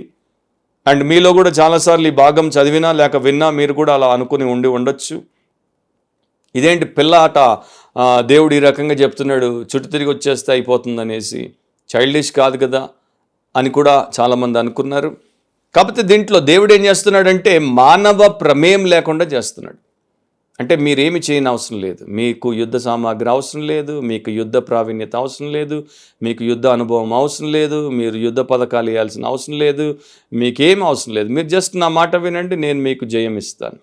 ఎంత మంచిది మనం పోరాటాలు మరి దేవుడి విధానంలో చేసి ఆయనే మన పక్షాన పోరాడి మనకు జయమిస్తే దానికన్నా గొప్ప విషయం ఇంకేం కావాలి మనకి. సో చెప్పాడు, ముందు సైనికులను పెట్టండి, అంటే యోధులను పెట్టండి, యాజకులను పెట్టండి, వారికి బూరలు ఇవ్వండి, మందసాన్ని తీసుకెళ్ళండి, తిరిగి రండి. Just 1 trip a day, 6 days 6 trips, 7th day 7 trips, 13 trips total. So this was God's battle plan. And యెహోషువ, బైబిల్ స్కాలర్స్ అందరు చెప్తారు, ఆయన ఒక మిలిటరీ టాక్టీషియన్. అంటే యుద్ధ ప్రావీణ్యత, యుద్ధ ప్రణాళిక రచించుటలో చాలా దిట్ట. అలాంటి వ్యక్తితో దేవుడు చెప్తున్నాడు, యెహోషువ నీ యొక్క ఆ మిలిటరీ స్ట్రాటజీస్ అన్ని పక్కన పెట్టి, ఇదిగో నా మిలిటరీ స్ట్రాటజీ, దీన్ని అమలు చేయి. సో ఒక ఇంజనీర్కి ఆయనకున్నటువంటి ఇంజనీరింగ్ నాలెడ్జ్ అంతటిని పక్కన పెట్టి దాన్ని వాడొద్దు, ఇదిగో ఇది ఒక అన్యూజువల్ ఇంజనీరింగ్ ప్లాన్ అని ఇస్తే దేవుడు అతడు ఏం చేయాలి? దేవుడి మాట వినాలి. అతడికి ఉన్న ఇంజనీరింగ్ బ్యాక్గ్రౌండ్ని వాడొద్దు. అండ్ ఈ రోజున చాలామంది అది చెయ్యట్లా. దేవుడికి ఏం తెలుసులే, నాకు తెలిసినంత అని దేవుడి యొక్క ప్లాన్ను పక్కన పెట్టి సొంత ప్లాన్ చేస్తారు. అందుకే గుంటలోకి పోతారు. బైబిల్లో దేవుడి వాక్యం మనకి చెప్తోంది. 2 కొరింథీ ఒక్కసారి తిప్పండి. 2 కొరింథీ 10వ అధ్యాయంలో 3-4 వచనాలు నేను చదువుతున్నాను. 2 Corinthians 10:3 and 4. మేము శరీరదారులమై నడుచుకొనుచున్నను, శరీర ప్రకారం యుద్ధము చేయము. మా యుద్ధోపకరణములు శరీర సంబంధమైనవి కావు గాని దేవుని ఎదుట దుర్గములను పడద్రోయజాలినంత బలము కలవై ఉన్నవి. ఎక్స్ప్లెయిన్ చేయడానికి టైం లేదు, కానీ లోకస్తులు పోరాడినట్టు, లోకస్తులు యుద్ధం చేసినట్టు దైవ సంబంధితులు పోరాడరు, యుద్ధాలు చేయరు. వారు వివేకముతో యుద్ధాలు, వారి సొంత అపవిత్రమైన అసంపూర్ణమైన వివేకంతో అవి చేస్తారు. మనము దైవ ప్రేరేపితమై దైవోపకరణముల చేత మనం యుద్ధాలు చేస్తాం. దేవుడి విధానంలో యుద్ధాలు చేస్తాం. అది మనిషికి వింతగా కనబడుతుంది, మనిషికి హాస్యాస్పదంగా కనబడుతుంది, విచిత్రంగా కనబడుతుంది, అండ్ పిల్ల చేష్టగా కనబడుతుంది. పర్వాలేదు, నో ప్రాబ్లం. వాడేమనుకుంటే మనకెందుకు? మన దేవుడు మనకు చెప్పింది మనం చేస్తే మనకు జయం ఫలం. మనుషులు మనకి ఏ రకంగా కూడా సహాయము చేయరు. సో దేవుడు ఇక్కడ ఏం చేస్తున్నాడు? ఆయన యుద్ధం చేయడానికి ఇంకొక కొత్త విధానాన్ని చూపించట్లేదు. ఆయన ఒక కొత్త రకమైనటువంటి తరమును తయారు చేస్తున్నాడు. విశ్వాసము ద్వారా ఎలా విజయాలు సాధించాలో నేర్పించడానికి. బైబిల్లో ఒక మాట రాయబడి ఉంది, సామెత 16వ అధ్యాయం 32లో. అక్కడ ఒక విశేషాన్ని మీరు చూడొచ్చు. పరాక్రమశాలి కంటే దీర్ఘశాంతము గలవాడు శ్రేష్ఠుడు, పట్టణం పట్టుకొని వాని కంటే తన మనస్సును స్వాధీనపరుచుకున్నవాడు శ్రేష్ఠుడు. సో దేవుడు వీరిని పట్టణాన్ని పట్టుకోవడానికి ప్రిపేర్ చేస్తున్నాడు, కానీ వీరికి పట్టణం మీద జయం కాదు, వారి సొంత మనసు మీద జయాన్ని ఇస్తున్నాడు. తొందరపడిపోకుండా, సొంతగా ఆలోచించి దాని ప్రకారం వారు పనిని చేయకుండా దేవుడి మీద ఆధారపడి విశ్వాసంతో, ఓర్పుతో, దైవ విధానంలో వారు బ్రతుకుటను ఇక్కడే నేర్చుకోవాలి. కనుక దేవుడు వారికి నేర్పిస్తున్నాడు, చాలా అద్భుతంగా నేర్పిస్తున్నాడు. అండ్ వీరు పగలు తిరిగారు, రాత్రి తిరగల. చీకట్లో అందరూ వాళ్ళు నిద్రపోతుంటే వీళ్ళు చుట్టూ తిరిగేసి వచ్చి పడుకోవాలా. అందరూ మేల్కొని వీళ్ళ వైపే కనిపెట్టి చూస్తున్నప్పుడు వీరు పగలు తిరిగారు. వాళ్ళు పక్కపక్క నవ్వుతూ ఉండొచ్చు, అయినా పగలు తిరిగారు. ఇక్కడ ఇంకొక విషయాన్ని దేవుడు చూపిస్తున్నాడు. మీ ఫెయిత్ పబ్లిక్గా ఉంది అంటే మీ యొక్క విశ్వాసము అందరి ఎదుట ప్రదర్శించబడుతోంది. మీరు చీకటి విశ్వాసులు అంటే డార్క్ బిలీవర్స్ కాదు, లేకపోతే సీక్రెట్ బిలీవర్స్, రహస్య విశ్వాసులు కాదు. చాలామంది క్రిస్టియన్ అవుతారు, కానీ ఇంటి వారికి భయపడి, ఊరి వారికి భయపడి, బంధువర్గానికి భయపడి, ఆఫీస్ వారికి భయపడి, ఇంకొకరికి భయపడి, అందరికీ భయపడతారు, దేవుడికి తప్ప. దేవుడికి భయపడి ఉంటే ఈ గతే పట్టేది కాదు. అందరికీ భయపడి మేము రహస్య విశ్వాసులు, మేము సీక్రెట్ బిలీవర్స్ అని చెప్పుకుంటారు. ఒకప్పుడు సీక్రెట్ బిలీవర్స్ ఉండేవారు కాదు, అందుకని హతసాక్షులు అయిపోయారు. వారు ఓపెన్లోకి వచ్చేసి పబ్లిక్గా వారు టెస్టిఫై చేశారు, వీఆర్ క్రిస్టియన్స్ అని. కనుక వాళ్ళని చంపేశారు. వీళ్ళు 50 ఏళ్ళు బతికేస్తున్నారు రహస్యంలో, ముసుగులో, ఎందుకంటే వీళ్ళు ఒప్పుకోవట్లేదు. సో దేవుడు అంటున్నాడు, మీ విశ్వాసము ప్రైవేట్ మ్యాటర్ కాదు, మీ విశ్వాసము పబ్లిక్ మ్యాటర్. దాన్ని మీరు ఇతరులకు చెప్పకపోతే మీరు నా శిష్యులు అవ్వలేరు. చాలా స్పష్టంగా ప్రభు అయిన యేసు మత్తయి సువార్త 10వ అధ్యాయంలో అది ఎంతో గంభీరంగా ఈ మాటలు పలికాడు. 10:32-33 మనుషులు ఎదుట నన్ను ఒప్పుకొను వాడెవడో పరలోకమందున నా తండ్రి ఎదుట నేనును వానిని ఒప్పుకొందును.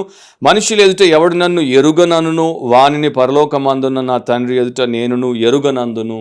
సో నీవు ప్రభువును ఒప్పుకుంటే పబ్లికలీ ఆయన కూడా ఆ దేవుడి సన్నిధిలో అందరి ఎదుట నిన్ను ఒప్పుకుంటాడు. లేకపోతే నీవేం చేసావో ఆయన అలాగే నీకు ప్రతిస్పందించాల్సి వస్తుంది. విశ్వాసం అనేది మామూలు విషయం కాదు. దేవుడు విశ్వాసులకు ఈజీ అసైన్మెంట్స్ని ఇవ్వడు. ఆయన వారిని పరీక్షించడమే కాదు, పటిష్టపరచడమే కాదు, పోరాటాల కొరకు వారిని ప్రిపేర్ చేయడమే కాదు, జయాలు ఇవ్వడానికి వారిని సిద్ధపరుస్తాడు. కనుక వారికి చాలాసార్లు ఈజీ అసైన్మెంట్స్ అంటే సులువైనటువంటి పనులుండవు. విశ్వాసులు బలమైనటువంటి, ఫలప్రదమైనటువంటి, ప్రయోజనకరమైన వారిగా ఉండాలంటే సోమరులుగా ఉండలేరు, అసమర్థులుగా ఉండలేరు, అండ్ నిర్వీర్యులుగా ఉండలేరు. సో దేవుడు మనకి ఇచ్చే ట్రైనింగ్లో మనము ఏమి చేయాలని చెప్తాడో అది మనం చేసినప్పుడు లోకం నవ్వినా, ఇతరులు ఎగతాళి చేసినా, లేక హాస్యాస్పదంగా వారికి మనము, మన విశ్వాసము, దాని విధానాలు, లేక మన విశ్వాస సంబంధమైనటువంటి జీవనము, దాని యొక్క కార్యాలు కనబడినా నో ప్రాబ్లం. మనం దేవుడి మాట వింటున్నాం. ఆయన అందరికన్నా యోగ్యుడు, గొప్పవాడు. ఆయన ద్వారా మనము ముందుకు నడిపించబడితే మనం ఎంతో దీవించబడతాం. అండ్ వీరికి ఇంకో మాట చెప్పాడు ఇక్కడ.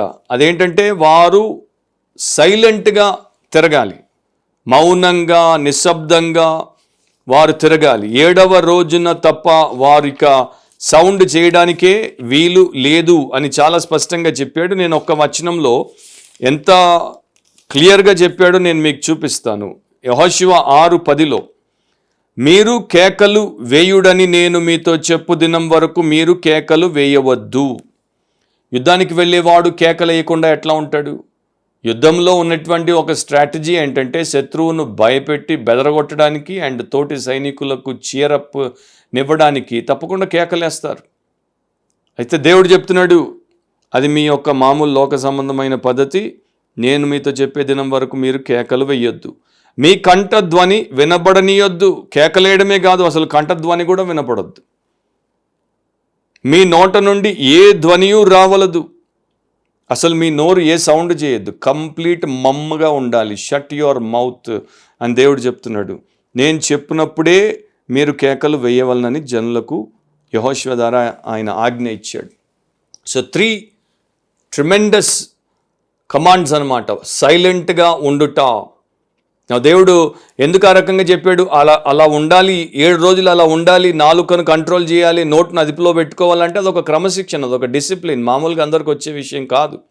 7 రోజులు ఆ యుద్ధంలో వీరు మౌనం పాటించాలి. ఎందుకు? ఫర్ ఎగ్జాంపుల్ 46వ కీర్తన 10వ వచనంలో దేవుడు చెప్తాడు, ఊరకుండుడి, నేనే దేవుడినని తెలుసుకొనుడి. అన్య జనులలో నేను మహోన్నతుడని అగుదును, భూమి మీద నేను మహోన్నతుడని అగుదును. సో మీరు సైలెంట్గా ఉంటే నేను నా యొక్క స్ట్రెంగ్త్ ఏంటో మీకు చూపిస్తాను. అది మనము నేర్చుకోవాల్సినటువంటి విషయం. చాలాసార్లు మనము సైలెంట్గా ఉండం. ఎక్కడైతే సైలెంట్గా ఉండాలో అక్కడ మనం సైలెంట్గా ఉండం. ఎక్కడ సైలెంట్గా ఉండకూడదో అక్కడ సైలెంట్గా ఉంటాం. మనల్ని మనం డిఫెండ్ చేసుకోవడానికి, సెల్ఫ్ని డిఫెండ్ చేసుకోవడానికి తొందరపడిపోతాం. అండ్ కొన్ని సందర్భాల్లో అనవసరంగా, బుద్ధిహీనంగా మన యొక్క సేవియర్ని డిఫెండ్ చేయడానికి కూడా తొందరపడిపోతాం. దైవ ఆజ్ఞ లేకుండా మనం ఏమీ చెయ్యకూడదు. నిశ్శబ్దంగా నిలబడి ఆయన ఇచ్చే రక్షణని చూడమని ప్రభు చెప్పాడు. అలాగే మనము ముందుకు సాగే వారంగా ఉండాలి.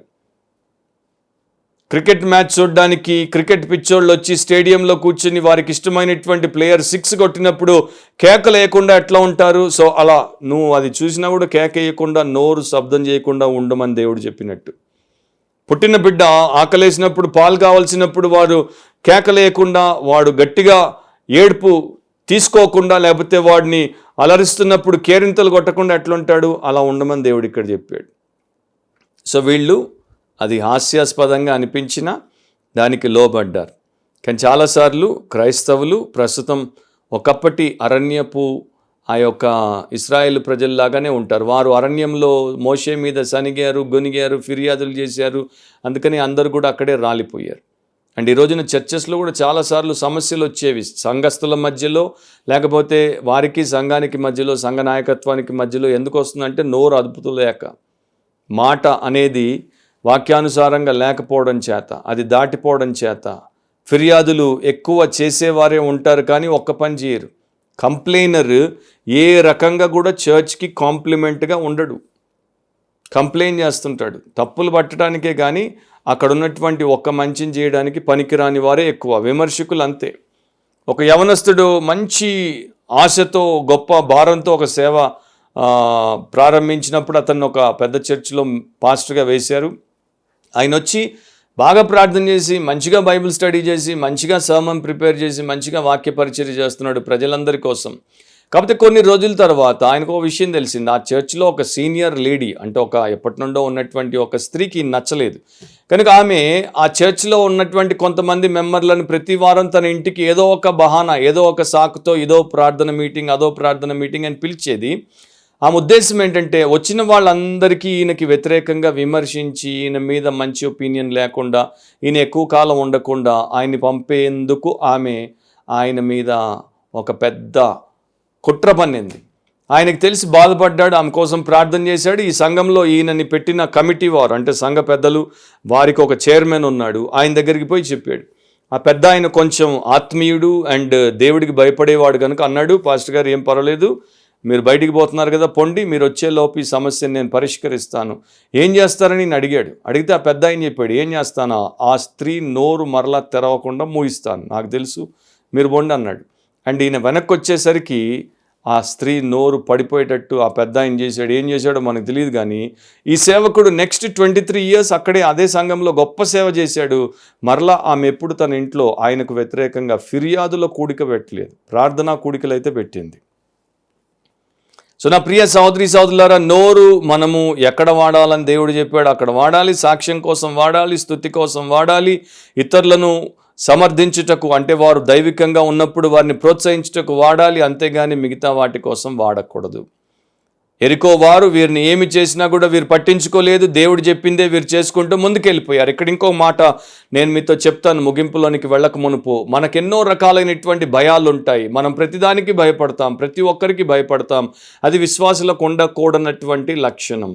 అండ్ అన్నిటికన్నా పెద్ద భయం ఏంటో తెలుసా, ఇతరులు నా గురించి ఏమనుకుంటారు, ఇతరులు నా గురించి ఏమంటారు, ఇతరులు నాకేం చేస్తారు. అండ్ ఈ భయమే మనిషిని వేషధారణలోనికి తీసుకెళ్తుంది. ఈ భయము మనిషి దేవుడి కోసం బ్రతకకుండా ఇతరుల కోసం బ్రతికేటట్టు తయారు చేస్తుంది. అండ్ ఎప్పుడు కూడా వాడు దాంట్లో జయాన్ని సాధించలేడు. మనిషి కోసం మనిషి బ్రతికితే ఓడిపోతాడు, దేవుడి కోసం మనిషి బ్రతికితే జయిస్తాడు. సో ఈ భయము చాలా ఉంటుంది కనుక వీరు ఈ భయం నుండి బయటపడడానికి దేవుడు వారికి యొక్క గొప్ప ఎక్స్పీరియన్స్ని ఇచ్చాడు. కనానీయులు ఏమనుకుంటే మాకేంటి, ఎరికోలో ఉన్నవారు ఏమనుకుంటే మాకేంటి, నవ్వితే మాకేంటి, హాస్యాస్పదంగా మాట్లాడితే మాకేంటి, మా మీద జోకులు క్రాక్ చేస్తే మాకేంటి, మాకు అనవసరం, మేము మా దేవుడి యొక్క మిషన్లో ఉన్నాం, ఆయన ప్రణాళికలో ఉన్నాం, ఆయన పనిలో ఉన్నాం, ఆయన చెప్పినట్టే మేము దాంట్లో ముందుకు సాగుతాం. That's all. ఈరోజున అలా చాలామంది లేరు, క్రైస్తవులే లేరు కనుక వారి సొంత సంఘస్థులు ఏమనుకుంటారో అని భయపడిపోయేవారు, బాధపడిపోయేవారు. అందుకనే వారి యొక్క జీవితాలు అతలాకుతలం అయిపోతాయి. ఎంతోమంది సేవకులు కూడా నా ముందు కూర్చున్న వారు ఏమనుకుంటారు అని బోధించే విషయంలో వాక్యానికి అన్యాయం, దేవుడికి అన్యాయం, వినేవారికి అన్యాయం చేస్తున్నారు. అయితే గుర్తుపెట్టుకోండి, ఈ భయమును మనము విశ్వాసము ద్వారా జయిస్తాం. దేవుడి మాట విన్నప్పుడు ఎవరు ఏమనుకున్నా మనకు అనవసరం. అక్కడ మనకి ఎంత గొప్ప విడుదల, ఎంత గొప్ప విజయం. ఒకసారి మార్క్ ట్వైన్ అనే వరల్డ్ రినౌండ్ వ్యక్తి, ఆయన ఒక పార్క్లో పచారులు చేస్తున్నప్పుడు ఒక చిన్న పాప ఆయన దగ్గరికి వచ్చి, నేను మీతో కాసేపు నడవచ్చా అంటే, నడవమ్మా అని చెప్పాడు. చక్కగా ఒక గంట సేపు వాళ్ళిద్దరూ పార్క్లో చుట్టూ తిరుగుతున్నప్పుడు ఆయన చక్కని కథలు చెప్పాడు. పోతున్నప్పుడు చాక్లెట్ కొనుక్కో అని డబ్బిచ్చాడు అని చెప్పాడు. నువ్వు పెద్దదాని అయిన తర్వాత నేను అప్పటికి బతుకుంటానో లేదో కానీ నువ్వు మాత్రం ఎవరితోనైనా చెప్పుకోవచ్చు, నేను ఒక గంట సేపు పార్క్లో మార్క్ ట్వైన్తో నడిచాను. వెంటనే పాప అర్థం కాలేదు ఫస్ట్, తర్వాత నవ్వుకుంది. మార్క్ ట్వైనా, ఆయన ఎవరు, నేను ఇప్పటిదాకా మిమ్మల్ని బఫలో బిల్ అనుకుంటున్నాను అని చెప్పేసరికి ఈయన పరువు పోయింది. ఈయన చాలా గొప్పగా ఫీల్ అయిపోయాడు. ఈ అమ్మాయి నన్ను మార్క్ ట్వైన్ అని గుర్తించి నాతో నడవడానికి ఇష్టపడి వచ్చిందని ఆయన గంట సేపు నడిచి కథలు చెప్పి చాక్లెట్కి డబ్బిస్తే ఆమె అతన్ని మార్క్ ట్వైన్ అనుకోలేదు, బఫలో బిల్ అనుకుంది. సో ఇక్కడ ఒక పాయింట్ ఉంది. ఆ పాయింట్ ఏంటంటే, మన యొక్క రియల్ ఐడెంటిటీ ఏంటో మనుషులకు తెలియనప్పుడు, అసలు మనం ఎవరమో వారికి తెలియనప్పుడు, వారు మన గురించి ఏమనుకుంటే, ఏమంటే, ఏం చేస్తే దేవుడు అనుమతించకుండా ఎవడు ఏం చేయలేడు. సో నీ యొక్క ఇంటిగ్రిటీ వాడికి ఏం తెలుసు, నీ ఐడెంటిటీయే వాడికి తెలియనప్పుడు నీ ఇంటిగ్రిటీ వాడికి ఏం తెలుసు. అంటే నువ్వు ఎంత యథార్థపరుడవో, దేవుడికి ఎంత భయపడుతున్నావో, దేవుడి కోసం ఎంత నమ్మకంగా కమిటెడ్గా ఉన్నావో ఈ వెధవ లోకానికి ఏం తెలుసు. వారి గురించి నువ్వు ఒక వెధవగా మారడానికి. ఫైనల్ పాయింట్ ఏంటంటే, faith is rigorous. Faith is rigorous అంటే విశ్వాసము చాలా కఠినమైనది. కఠినమైన ఆజ్ఞలు, కఠినమైన విషయాలు, కఠినమైన పద్ధతులు అండ్ కఠినమైనటువంటి ప్రయాణాలు ఉంటాయి. అది ఇశ్రాయేల్ చరిత్రలో చూపించాడు, సంఘ చరిత్రలో చూపించాడు, ఇప్పటికి కూడా చూపిస్తున్నాడు. అలాగే మనం ముందుకు సాగుతాము, అలాగే మనము బలోపేతం చేయబడతాం. అప్పుడే మనకు జయాన్ని దేవుడిస్తాడు. యెహోషువ ఆ ప్రకారమే ఈ జయాన్ని సాధించాడు. ఆయన దీన్ని సులువుగా తీసుకోలేదు. 6వ అధ్యాయంలో చదువుకోండి, 14 నుండి 16 వరకు దేవుడు చెప్పింది ప్రతిదీ తూచా తప్ప పాటించాడు. 20వ వచనంలో అందుకని దేవుడు ఆ యొక్క జయాన్ని వారికి చెప్పినట్టుగా అనుగ్రహించాడు. సో యెహోషువ 6:20 యాజకులు బూరలు ఊదగా ప్రజలు కేకలు వేసిరి. ఆ బూరల ధ్వని వినినప్పుడు ప్రజలు ఆర్భాటముగా కేకలు వేయగా ప్రాకారము కూలెను. ప్రజలందరూ తమ ఎదుటికి చక్కగా పట్టణ ప్రాకారము ఎక్కి పట్టణమును పట్టుకొనిరి. ఇక అయిపోయింది ఎరికో పని. ఎరికో మీద వీరికి జయం వచ్చింది. హెబ్రీ గ్రంథకర్త 11వ అధ్యాయము 30వ వచనంలో రాశాడు కదా, విశ్వాసమును బట్టి 7 దినముల వరకు ప్రదక్షిణము చేయబడిన తరువాత ఎరికో గోడలు కూలెను. సో ఎగ్జాక్ట్గా దేవుడు చెప్పినట్టుగానే జరిగింది. అండ్ దేవుడు ఇక్కడ వీరికి ఒక గొప్ప అనుభవాన్ని ఇచ్చాడు, ఓర్పును నేర్పించాడు, విశ్వాసంతో కొనసాగుటం నేర్పించాడు, మనుషుల గురించి వారు ఏమనుకుంటారో వీరు అనుకోకుండా నేర్పించాడు, దేవుడికే కట్టుబడి ఉండేటట్టు, దేవుడిని గణపరిచేటట్టు, దేవుడి వాక్యం ప్రకారం ముందుకెళ్ళేటట్టు, పరిపక్వతలోనికి వచ్చేటట్టు, విశ్వాసం నిజమైంది, విధేయత నిజమైంది అని చూపించుకునేటట్టు దేవుడు చేశాడు. 7 సార్లు ఎందుకు అని మీరంటే అది సంపూర్ణతకు, పరిపక్వతకు అండ్ సార్థకతకు అండ్ సంతృప్తికి ఒక సూచన, హీబ్రూ సంఖ్య. సో వీరిని ఆ స్థితిలోనికి దేవుడు తెచ్చాడు. So God things from all around, అన్ని వైపుల నుండి దేవుడు ఆలోచించి మనల్ని నడిపిస్తాడు. మనం అలా చేయలేం కనుక దేవుడి మాట వినడం శ్రేష్టం. విలియం విల్బర్ ఫోర్స్ అనే ఒక భక్తుడు, ఆయన బ్రిటిష్ సామ్రాజ్యంలో బానిసత్వాన్ని ఎదుర్కొన్నాడు, అన్యాయాన్ని ఎదుర్కొన్నాడు, క్రూరత్వాన్ని ఎదుర్కొన్నాడు, దానికి వ్యతిరేకంగా పోరాటం చేశాడు. 1807 సంవత్సరంలో ప్రారంభించి 26 సంవత్సరాల తర్వాత ఆయన పోరాటానికి ఫలితంగా బ్రిటిష్ పార్లమెంట్ దాన్ని పూర్తిగా బ్యాన్ చేసేసింది. లక్షలాది మంది యొక్క బానిసల సంఖ్యలు ఆ రోజున తెగి వారు స్వతంత్రులు అయిపోయారు. కానీ ఆ వర్తమానం వచ్చేసరికి ఈయన ఎక్కడున్నాడు? ఈయన మరణ పడకలో చివరి దశలో ఉన్నాడు. కానీ చచ్చిపోయేంత వరకు, ఆ స్థాయికి వచ్చేంత వరకు కూడా ఆ పోరాటాన్ని ఆయన ఆపు చేయలేదు. సో దేవుడు చెప్పినట్టుగా ఈ యెహోషువ, ప్రధానంగా యెహోషువ విశ్వాసమే ఆయన యొక్క విశ్వాసానికి వారు కూడా కట్టుబడ్డారు, లోబడ్డారు కనుక అది వారికి కూడా, ఇశ్రాయేలీలకు కూడా ఆపాదించబడింది. అలా ఒక వ్యక్తి విశ్వాసము ఒక జనాంగానికి, ఒక వ్యక్తి విశ్వాసం ఒక కుటుంబానికి, ఒక వ్యక్తి విశ్వాసం ఒక సంఘానికి, ఒక వ్యక్తి విశ్వాసం ఒక సమాజానికి ఎంతో శ్రేయస్సును కలిగించగలదు. విల్బర్ ఫోర్స్ యొక్క విశ్వాసము చాలా ఫోర్స్ఫుల్ విశ్వాసము అండ్ యెహోషువ యొక్క విశ్వాసము చాలా గ్రేట్ విశ్వాసం. సో నా ప్రియ సహోదరి సహోదరులారా, ఒక భక్తుడు అంటాడు, నీవు ఒక ప్రతిష్ఠితమైనటువంటి క్రైస్తవుడిగా ఉంటే నీ ఎదుట తప్పకుండా ఎన్నో రకాలైనటువంటి ఎరుకోలు నిలబడతాయి. వాటిని నీవు జయించుటకు దేవుడు నీకు ఆలోచన చెప్పి ఉపదేశం చేస్తాడు. నీవు దేవుడి మార్గంలో నడిస్తే నీవు జయిస్తావు, నీ సొంత మార్గంలో నడిస్తే నీవు ఓడిపోతావు. అండ్ ఆయన కొన్నింటిని పేర్కొన్నాడు. లోకంలో ప్రఖ్యాతిగాంచాలి అనేటువంటి ఎరుకో నీ ముందు నిలబడుతుంది. లోకంలో ఉన్నటువంటి పాపములన్నీ కూడా నిన్ను పట్టుకొని నిన్ను బానిసగా మార్చి నీ మీద పెత్తనం చేయడానికి వ్యసనాలుగా తయారవ్వినప్పుడు అదొక ఎరికోగా నీ ముందుంటుంది. అండ్ ధనాపేక్ష అనేది, లేకపోతే భౌతికవాదం అనేది, లేకపోతే ఈ లోకంలో ఉన్నప్పుడే లోకాన్ని జుర్రుకోవాలి అనేటువంటి తత్వం నీ ముందు ఒక ఎరికోగా నిలబడినప్పుడు, నీవు దేవుడి చిత్తంలో లేకపోతే, ఆయన వాక్యం ప్రకారం ఉండకపోతే నీవు పడిపోతావు, ఎరికో పడదు. అండ్ లోకాచారం అనేది, లేకపోతే వాక్యానుసారంగా పోతే హింస లోకంలో కలుగుతుంది అనేటువంటి ఎరికో కూడా నిలబడుతుంది. అది పడాలి, కానీ నువ్వు పడకూడదు. అండ్ కొన్ని సందర్భాల్లో విశ్వాసులు నీరు గారిపోయి ఏమైపోతారు? నులివెచ్చనగా మారిపోతారు. మనకెందుకులే, వారు చూసుకుంటారులే, వీరు చూసుకుంటారులే అని చేతులు ఎత్తేస్తారు. అది ఒక ఎరికోగా మారితే నిన్ను దెబ్బతీస్తుంది. సో నీ యొక్క సహవాసం కూడా, సంఘాల్లో కూడా మీ సహవాసము భక్తిపరులతో కాకుండా భక్తి వేషంలో ఉన్నటువంటి భ్రష్టులతో ఉంటే వారు మిమ్మల్ని భ్రష్టులుగా మారుస్తారే తప్ప మీరు వారిని భక్తిపరులుగా మార్చడం ఆల్మోస్ట్ అసాధ్యం. సో దేవుడి మాట వింటే, దేవుడి మార్గంలో నడిస్తే, దేవుడి మన్నన ఉంటే ఎరికోలు పడతాయి, మీరు పడరు. సో నా ప్రియ సహోదరి సహోదరులారా, ఈ రోజున మీ జీవితం ఎట్లా ఉంది? మీరు ప్రభు యందు విశ్వాసము గలవారిగా, ప్రభు కొరకు విధేయులుగా, ప్రభువును వెంబడించే వారిగా ఉన్నారా? అయితే బేష్. మీ ఎదుట ఉండే ప్రతి ఎరుకోను దేవుడు కూలుస్తాడు, మీకు ముందుకు ఆయన మార్గము సరళము చేసి నడిపిస్తాడు. గోడలు కూడా ఎట్లా పడ్డాయో తెలుసా? చరిత్రకారులు ఏం చెప్తారంటే అవి ఇలా పడ్డాయంట, మెట్లుగా పడ్డాయంట. వీళ్ళన్నీ చాలా చక్కగా వాటిని దాటేసి పైకి ఎరుకోను దాటేయడానికి, పట్టేసుకోవడానికి. అయితే వీరు చాలా స్టేబుల్గా ఉన్నారు, సెన్సిబుల్గా ఉన్నారు, స్థిరంగా స్వస్థబుద్ధి గలవారిగా, అండ్ దేవుడి యొక్క వాక్యానికి సెన్సిటివ్గా, మొద్దుబారిపోయినటువంటి వారిగా కాకుండా వాక్యానికి సున్నితంగా వెంటనే స్పందించేటువంటి విశ్వాసులుగా ఉన్నారు కనుక జయం లభించింది. నాకు బ్యాటిల్ ఆఫ్ వాటర్లూలో జరిగినటువంటి సంగతి గుర్తుకొస్తోంది. అక్కడ డ్యూక్ ఆఫ్ వెల్లింగ్టన్ ఒక ప్రాంతంలో ఉన్నప్పుడు, ఎక్కడైతే యుద్ధం బాగా జరుగుతుందో అక్కడ నుండి ఒక తర్వాత ఒకరు కొరియర్లు వస్తూనే ఉన్నారు. కొరియర్ అంటే వార్తాహరులు వస్తూనే ఉన్నారు. వచ్చి చెప్తున్నారు, అధికారి అక్కడ మనము బలహీనమైపోతున్నాం, అక్కడ మనం పడిపోతాం, వారిని వెనక్కి పిలవండి, విత్డ్రా చేయండి, లేకపోతే మనకి ఇక చాలామంది ప్రాణాలు పోయేటువంటి పరిస్థితి అని చెప్తున్నప్పుడు ప్రతి ఒక్కరికి ఆయన చెప్పింది ఏంటంటే, స్టాండ్ ఫర్మ్, నిలదొక్కుకోండి, గట్టిగా నిలబడే ఉండండి, గట్టిగా పోరాడండి.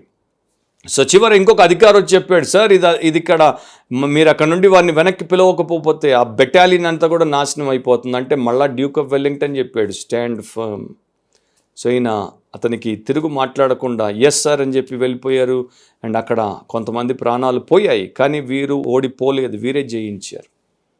ఎందుకంటే దే స్టుడ్ ఫర్మ్, వారు గట్టిగా నిలబడ్డారు. విశ్వాసం అలా చేస్తుంది. దాని ప్రకారమే మనం జీవిస్తే మన వారింగ్ ఫెయిత్, యుద్ధం చేసే విశ్వాసంలో మనకు జయం లభించడానికి ఆలస్యం ఉండదు. దేవుడి సమయంలో ఆయన దాన్ని ఇస్తాడు. అలాంటి విశ్వాసం ప్రతి వారం మనం విశ్వాస వీరుల గురించి వింటున్నాం, నేర్చుకుంటున్నాం. జస్ట్ విడిచిపెట్టడానికి కాదు, వాటిని మనం అవలంబించడానికి, మన జీవితానికి అన్వయించుకోవడానికి, ఆశీర్వదించబడ్డానికి, ఇతరులకు ఆశీర్వాదకరంగా ఉండడానికి అలాంటి కృప దేవుడు మీలో ప్రతి ఒక్కరికి అనుగ్రహిస్తాడని ప్రార్థిస్తున్నాను అండ్ భావిస్తున్నాను. తలంచండి, ప్రార్థనలో నాతో ఏకీభవించండి. పరిశుద్ధుడైన మా దేవా, సర్వోన్నతుడైన మా తండ్రి, సర్వజ్ఞాని, నీకే కృతజ్ఞతాస్తుతులు. మమ్మల్ని అందరినీ ప్రేమించి క్రీస్తు యేసు శిలువ కార్యం ద్వారా వెదికి రక్షించి మా పాపములను ఆయన రక్తంలో కడిగి మా ఆత్మలకు నూతన జీవాన్ని, జన్మానుభవాన్ని ఇచ్చి మమ్మను నీవు నీ బిడ్డలుగా మార్చుకున్నందుకు, విశ్వాసమును బట్టి నీతిమంతులుగా చేసినందుకు నీ కృతజ్ఞతలు. విశ్వాసమును బట్టే మేము బ్రతుకుటకు, విశ్వాసమును బట్టే మేము సమస్తమును చేయుటకు, జయించుటకు మాకు సహాయం చేయమని ఈ పాఠము ద్వారా మాలో ప్రతి ఒక్కరిని శుద్ధి చేసి శక్తితో నింపి నీ శ్రేయస్కరమైన జయములతో ఆశీర్వదించమని యేసు పరిశుద్ధ నామమును అడిగి ప్రార్థిస్తున్నాం తండ్రి, ఆమేన్. మన ప్రభు అయిన యేసుక్రీస్తు యొక్క కృప, తండ్రి అయిన దేవుని ప్రేమ, పరిశుద్ధాత్మ అన్యోన్య నిత్య సహవాసం ఆయనను వాక్యానుసారంగా విధేయులై వెంబడించి విజయాలు పొందే ప్రతి ఒక్కరికి ఇప్పుడు ఎల్లప్పుడూ సదాకాలము తోడై ఉండును గాక. ఆమేన్. ప్రభు చిత్తమైతే మరొక విశ్వాస వీరులు లెసన్తో ఆన్లైన్ బైబిల్ స్టడీలో వచ్చే వారం మరలా మనం కలుసుకుందాం. అంతవరకు విశ్వాసంతో మీరు జయించుదురుగాక. ఆమేన్. God bless you.